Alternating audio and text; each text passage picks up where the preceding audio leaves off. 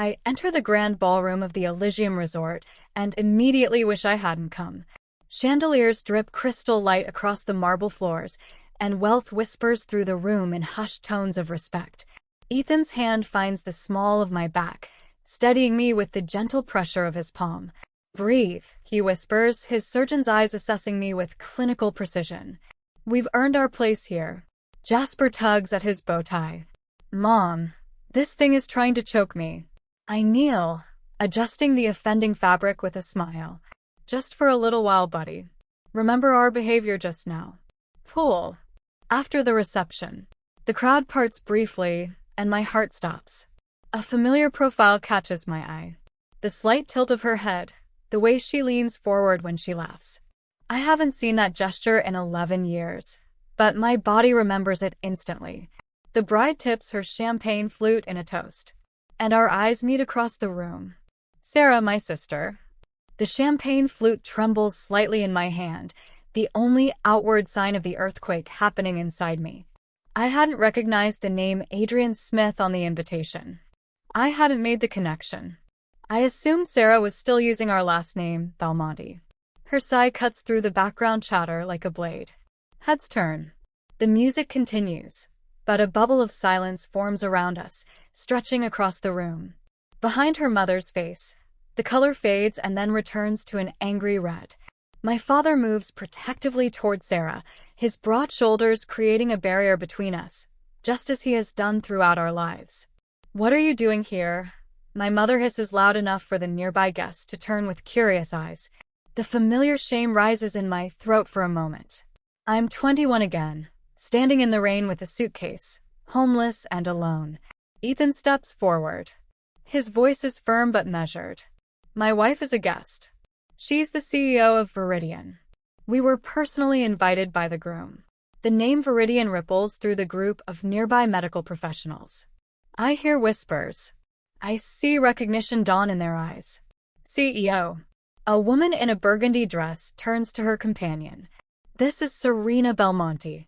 The rain soaks my thin jacket as my father's words echo in my memory. "If you're too ungrateful to help at the clinic, don't come back." The slam of our front door punctuates his final sentence like a judge's gavel. Now I stand in Valentino. The rain, a distant memory. The scared girl is gone. In her place is a woman who built something from nothing, who refused to disappear. Dr. Adrian Smith approaches, confused, frowning. His gaze flickers between Sarah's frozen face and my composed one. "Do you know the CEO of Viridian?" He directs this question at my parents, then turns to me with growing interest. "We've been trying to partner with them for months. Their patient monitoring system is revolutionizing post-surgical care." Sarah attempts a smile, but it falters at the edges. Mom and Dad exchange panicked glances. The whispers among the wedding guests grow louder, more insistent. I could make a scene. I could expose 11 years of lies. I could tell Adrian how they told everyone I flunked out of college, how they painted me as irresponsible while pocketing my tuition money for Sarah's benefit. The power is finally mine. Instead, I simply say, "Hello, Sarah, congratulations." The simplicity falls like thunder. Sarah recoils as if I'd screamed. Ethan's hand returns to my back, a silent question. Stay or go? Jasper looks at me, innocent to the undercurrents surrounding us. "Mommy, is that lady in the white dress your friend?" Adrian's gaze sharpens. He looks between Sarah and me, his new fiancée, and the stranger who is clearly not a stranger. "Sarah." His voice carries confusion and the first hints of suspicion. "I thought you said your sister was." His voice trails off in the unfinished sentence hanging between us. Sarah's eyes dart frantically between her new husband and her parents. For the first time in my life, I watch her struggle for words. Have you ever walked into a room and immediately regretted it? The smart move would have been to take my family and quietly walk away. Let Sarah have her perfect day. Let sleeping dogs lie. But sometimes regret is just fear wearing a mask. And I stopped being afraid a long time ago. "This is my wife, Sarah." Adrian smiles, his arms slipping around her waist. Stanford graduate and the brilliant mind running her family practice in Vermont. I stand 10 feet away, my champagne untouched, watching my sister nod excitedly as she's introduced to a group of doctors. Her pearl earrings catch the light as she tilts her head, a gesture I recognize from childhood, or can tell when she's about to stretch the truth. Belmonte Clinic has served our community for 30 years, she says, her voice perfectly pitched between pride and humility. We specialize in family medicine with some geriatric care. Ethan touches my elbow, drawing my attention to the conversation unfolding next to us. A gray-haired woman in smart slacks matches my name tag. Viridian. Her eyes widen. Is this Miss Serena Belmonte? Your presentation at the medical summit last month was brilliant. The patient monitoring system you developed is changing post-surgical recovery protocols in 3 states now. I smile. We just finished implementing it with the Northwestern Hospital Network. Across the room, Sarah fumbles for an answer about trends in platelet therapy, the doctor questioning her exchanges a subtle glance with his colleague. I thought Stanford Medicine had moved away from that approach 3 years ago, he says, his brow furrowed. Sarah's laugh is too high-pitched. Well, you know how these academic debates go. Some professors cling to traditional methodologies longer than others. Adrian's expression changes almost imperceptibly, his eyes narrowing, a slight release of his arm from around her waist. He's noticing the discrepancy. Serena. The voice behind me belongs to my father, 11 years older but unmistakable. The same commanding tone that once sent me running to answer phones in the clinic after school while Sarah practiced piano.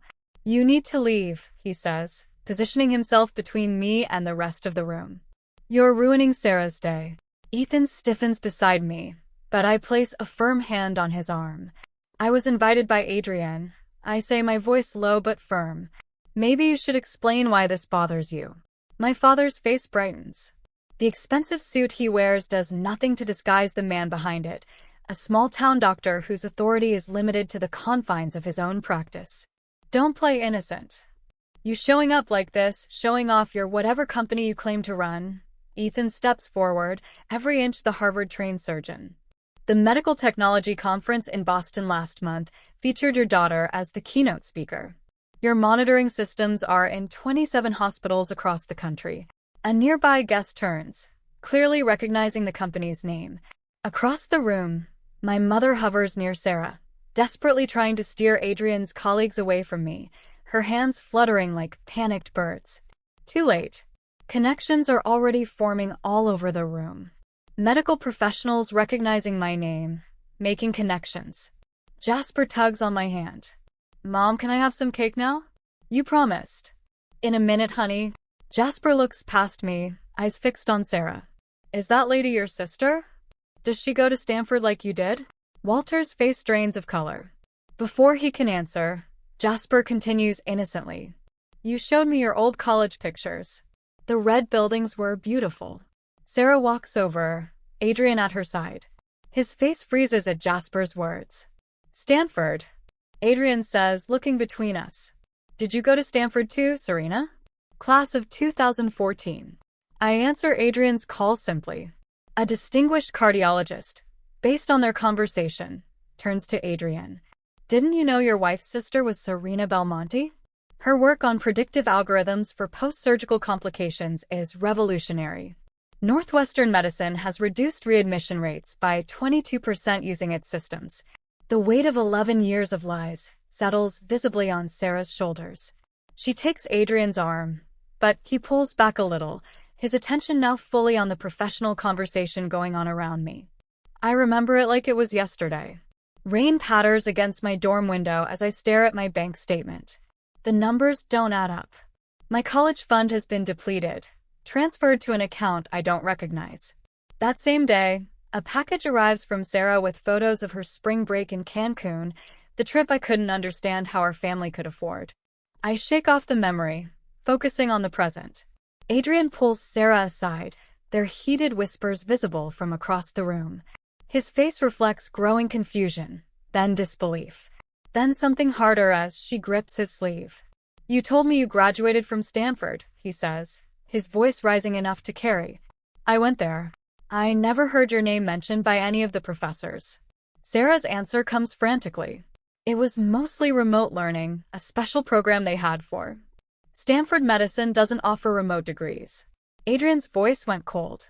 It never had.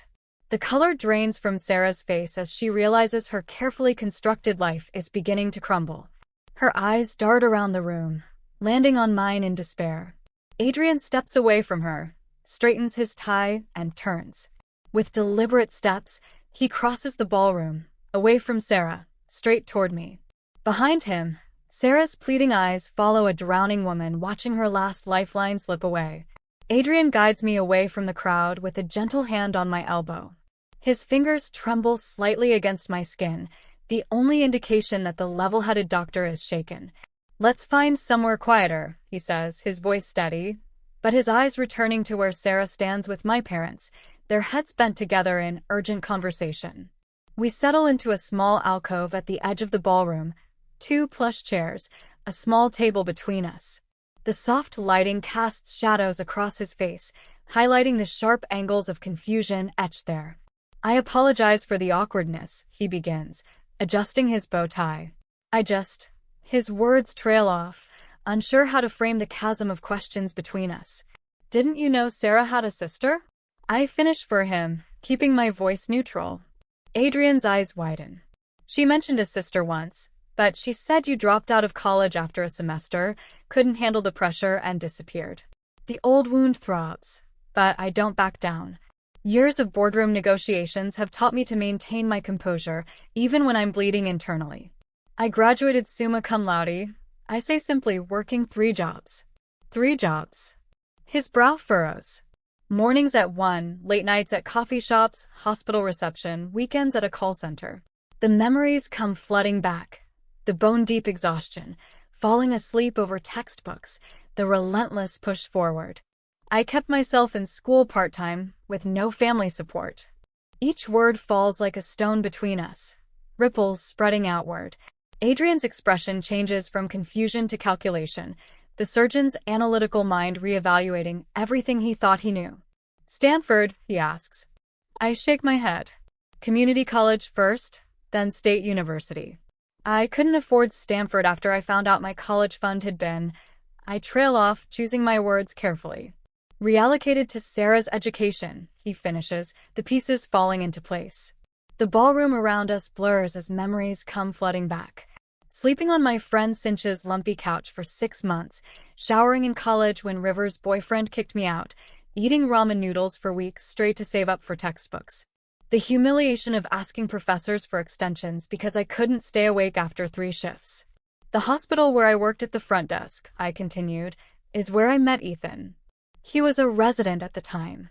I remember that night clearly, hunched over healthcare administration textbooks during my dinner break, exhausted, pulling at my eyelids.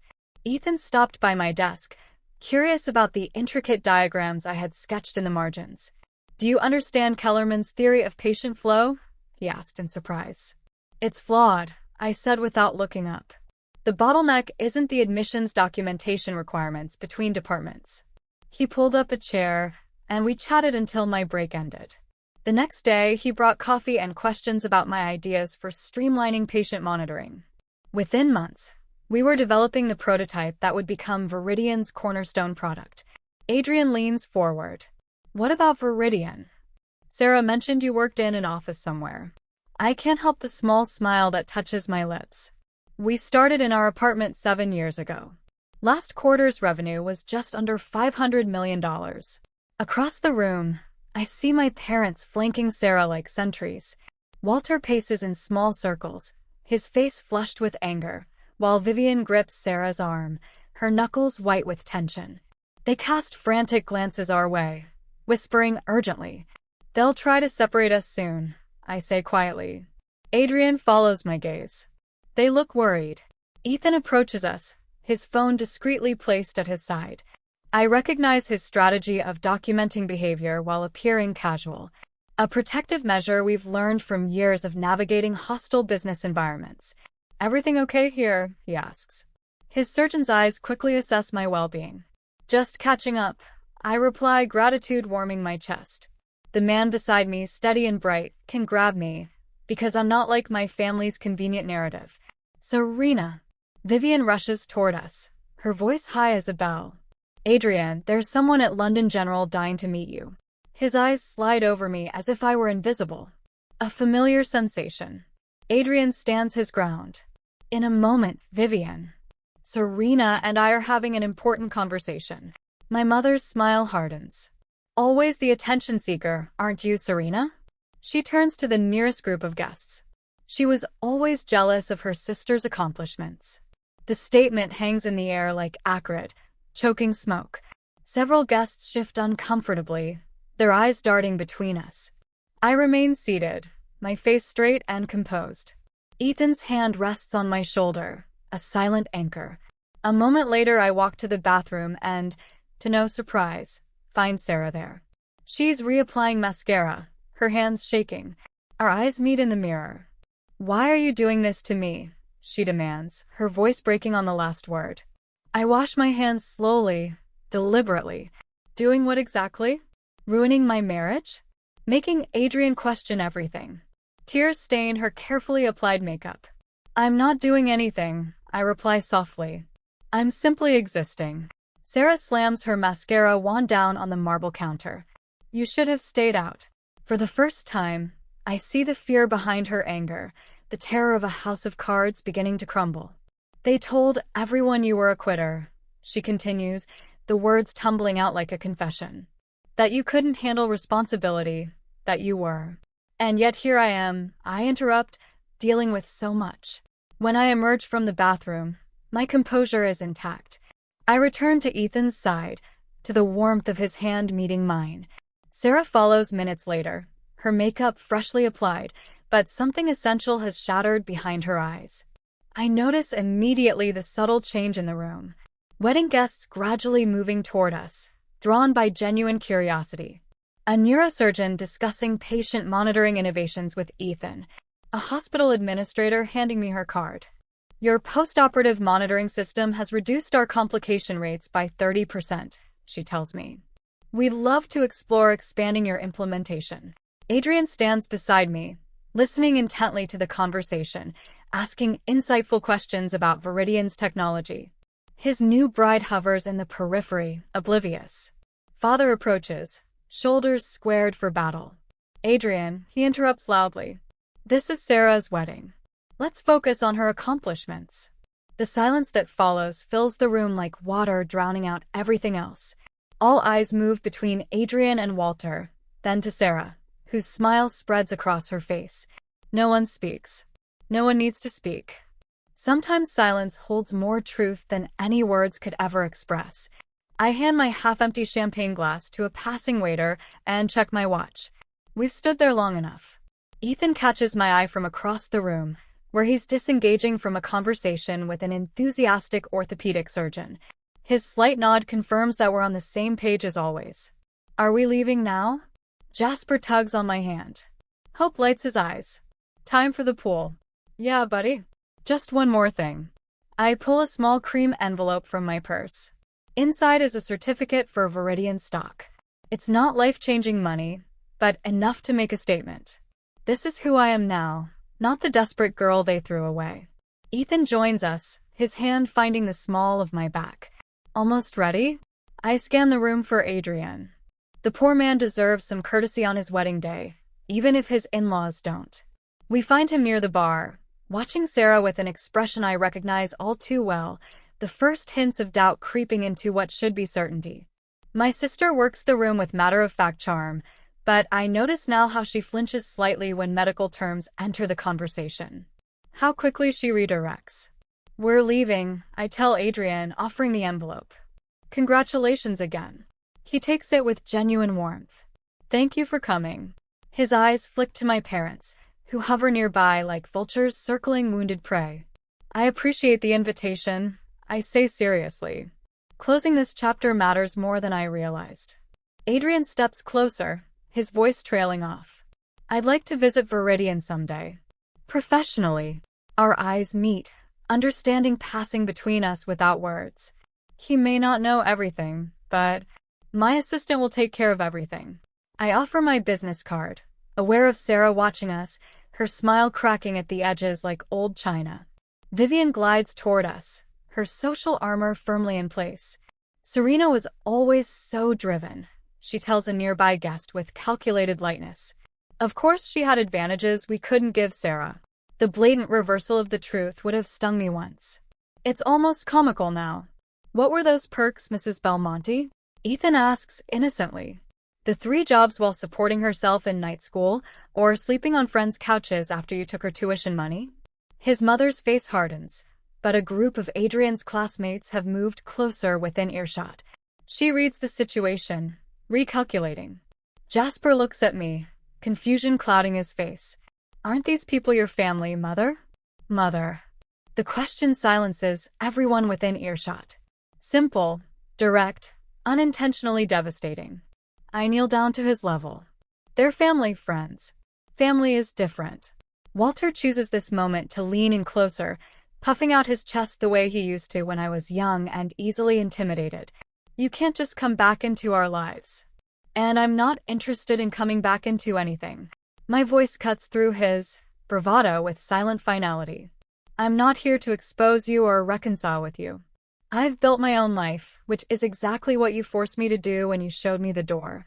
The image flashes unbidden. The rain soaking my jacket, the weight of my suitcase, the terrifying freedom of having nothing left to lose behind me. Jasper fiddles with his bow tie. Once again, Ethan rests his hand on our son's shoulder, studying him the same way he studied me all those years ago when I thought I was going to drown. Thank you, I tell my parents, making them blink in confusion. Thank you for not giving me a chance. You made me make my own. My mother's face contorts between anger and social preservation. For once, she is at a loss for words. I take Jasper's hand.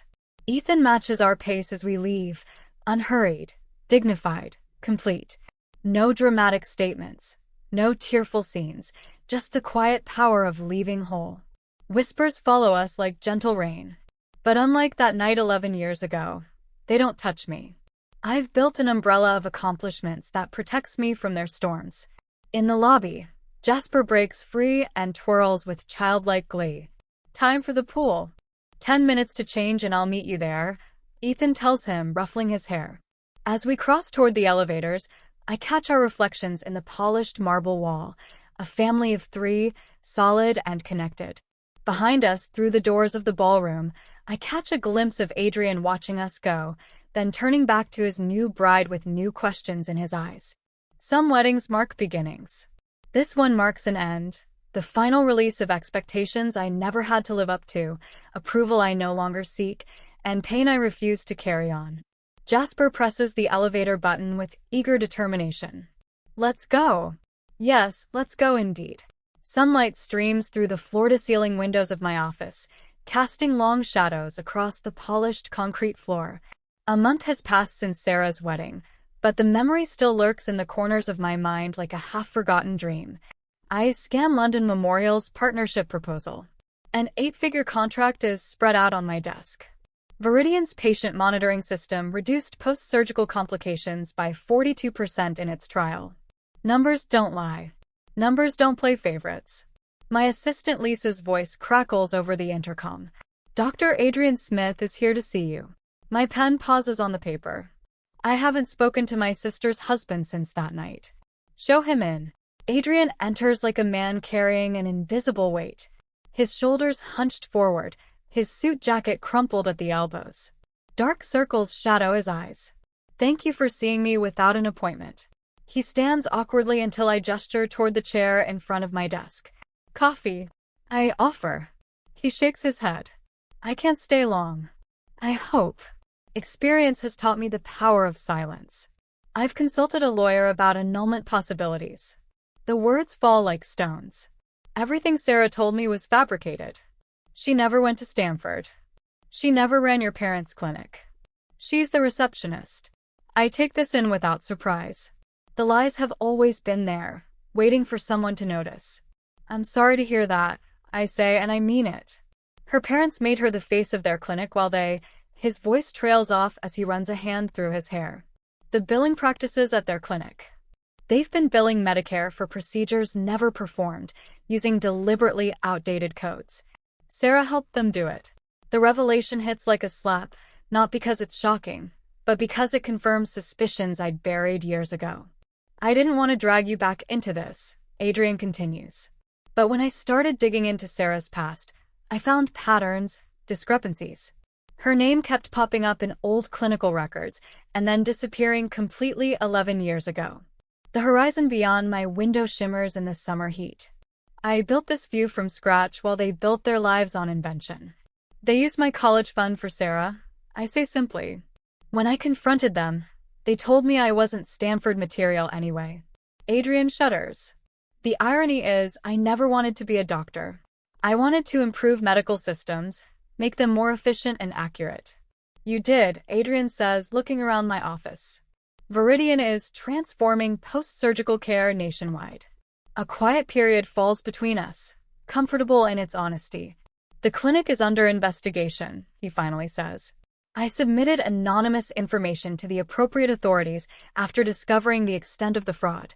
They've been doing this for almost 15 years. 15 years. Starting right around the time I left for college. My phone buzzes with a text from Ethan. Picking up Jasper early. Zude. Join us. A warm feeling spreads through my chest. This is my real family now. What are you going to do? I ask Adrian. He squares his shoulders. Ask for cooperation with the investigators. Start over. He hesitates.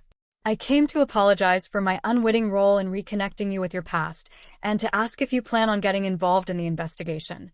The question hangs between us, fraught with implications. I could destroy them completely.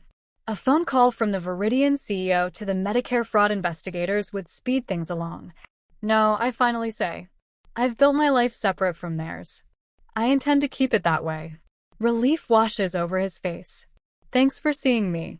After Adrian leaves, I stand at my window watching the traffic flow 30 stories below. My phone buzzes with a voicemail notification. Sarah's number. The third one this week. Ethan calls as I'm gathering my things to meet them at the zoo. You look tired, he says. Adrian Smith came to see me. The clan is under investigation for Medicare fraud. A pause. Are you okay? Yes. The answer surprises me with its truth. Are you going to get involved? I watch a red-tailed hawk circle the skyscrapers, riding thermals with effortless grace. I was thinking about what you said last week about how my success is already their greatest punishment. I stand by that, Ethan says. But the choice is yours. My computer pings with an incoming email. An attorney representing the Medicare Fraud Investigations Division is requesting information about my time at Belmonte Family Practice. Attached are documents demanding my deposition. They want me to testify. What will you do? Ethan says. I consider the question.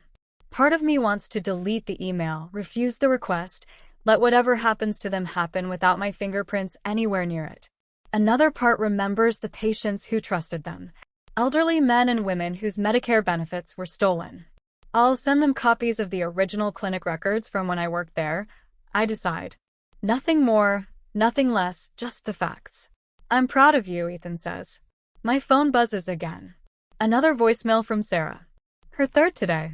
The first begged for money. The second threatened to tell Jasper the truth about his mother. I don't need to hear the third. I hit delete without listening. The small, surprisingly final action. Jasper wants to see the new tiger cubs, Ethan says, his voice a welcome anchor to my real life. Tell him I'm on my way. I grab my bag, pausing at the door to look back at my office. The London Memorial contract waits on my desk. Another hospital ready to implement the system I built with nothing but determination and long nights. I close the door behind me, leaving the voicemail and Sarah's digital oblivion where they belong. Some debts can never be repaid. Some wounds never fully heal. But I've learned that moving on doesn't require forgiveness. Sometimes it just requires letting go. The flowers bend toward the sunlight. I pluck another wilted flower, adding it to the collection in my palm. 6 months have passed since the wedding. 6 months of breathing easier, like finally taking off shoes that never fit. Jasper jogs between the raised beds, his Batman cape billowing behind him. Mom, can I water the tomatoes? Start with the peppers, I tell him, gesturing to the fallen leaves. They're thirsty today. He grabs the tongue of his little watering can, sticking it out the corner of his mouth, as he concentrates on not spilling it. The mid-May sun warms my shoulders through my t-shirt. No designer labels here. Just comfort in my own space. Ethan appears at the patio door. 3 glasses of lemonade balanced on a tray. Reinforcements. Hey, he calls, descending the steps into our modest garden. His surgeon's hands, the same ones that perform delicate heart valve replacements, now pass lemonade to our son with exaggerated ceremony. Thank you, good sir. Jasper replies with a shaky bow that nearly spills his drink. Ethan's eyes meet mine over Jasper's head. The silent conversation passes between us. This is what matters. This garden, this boy. This life we've built with nothing but determination and truth. The board at Jordan Hospital has approved the patient monitoring system, Ethan says casually, though we both know what that means. The 5th major hospital chain to adopt Viridian technology this year alone. Thousands more patients who will recover safely because of what we've created. That's number 5. Jasper announces proudly, counting on his fingers. Mommy is helping all the sick get better faster. I ruffle his hair, amazed at how he absorbs it all. That's the idea, mate. The doorbell rings from inside. Ethan raises an eyebrow. Expecting something from FedEx, probably. These component samples from Switzerland. But when Ethan returns, his expression has changed. He's holding a certified letter. The return address is visible even from where I'm standing. Sarah Belmonte Smith. My stomach tightens with the familiar knot. I thought I'd finally gotten it out of the way. I'll be in my office. The envelope sits on my desk for 17 minutes while I finish reviewing the quarterly projections. Ethan leans against the doorframe. Silent support. When I finally open it, a single sheet of cream-colored stationery slides out, covered in Sarah's careful handwriting. Serena, the clinic closed last month. Not because of anything you did, but because of everything Mom and Dad did. The investigation found irregularities in the billing that went back 15 years. Adrian left me. He said he couldn't build a life with someone he couldn't trust. He was right. I'm not writing to ask for money. I know better now. I'm writing because I need to tell you that you were never the problem. I was raised to believe that your intelligence threatened mine. Your independence undermined my security. I believed them when they said it was necessary to cut you off. I was wrong. They were wrong, and I'm sorry, Serena. Sarah. Ethan doesn't ask what it says. He waits until I fold the letter and put it back in the envelope. What are you going to do? He asks. Nothing dramatic, I say, turning back to my computer. I open a document and type for several minutes, then print out a single page. I slip it into a Viridian envelope with the letter I wrote. 2 weeks later, I'm standing on the edge of the American Medical Technology Conference in Chicago, watching my team demonstrate our latest innovations to a crowd of healthcare professionals. The Viridian booth catches the eye. Our reputation precedes us now. A flash of movement catches my eye. Someone in a powder blue uniform near the education pavilion. Sarah, her hair pulled back in a simple ponytail, listens intently to a speaker discussing entry-level medical coding certification. Our eyes meet across the crowded exhibit hall. No sighs this time, no drama, just silent acknowledgement. She's holding the Viridian internship application I sent her, clutched like a lifeline. I offer a small nod, not quite forgiveness, but thanks. She glares back, her eyes shining with something that might be determination. We don't get close. Some relationships are done, not continued. That night, I finalized the paperwork for Belmonte's first-generation medical scholarship. Not using my parents' names, but reclaiming my birth name for something better. 20 students without family support will receive full tuition and mentoring next fall. Back home, I kneel in our garden again, digging small holes for new seedlings. Jasper helps, his small hands patting the soil around the tender roots. Some plants don't grow well next to others, I explain, showing him how to space the seedlings. They need their own space to thrive. Like people, he asks, surprisingly perceptive. Smart kid, I whisper, kissing his forehead. Yes, like people. The sun slants gold over our backyard. Through the kitchen window, I watch Ethan cooking dinner. Moving easily through the space we've created together. I press another seed into the dark earth, covering it gently. Some roots you receive, some you choose.